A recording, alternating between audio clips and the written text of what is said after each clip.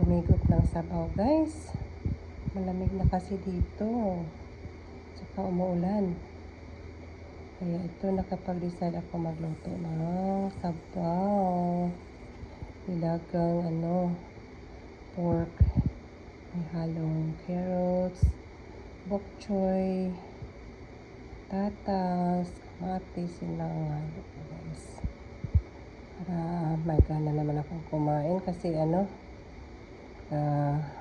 ko ng sipon na tubo. Dahil nag-change weather kami dito. Uso na naman dito ang ugat sipon. Kaya ito ay yung appetite ko, parang walang lasa yung pagkain. So ito lang kakainin natin ngayon. Walang rice yan guys. Yan lang. So ang vegetables para healthy. So kain po tayo. Para naman lumakas ang ating katawan.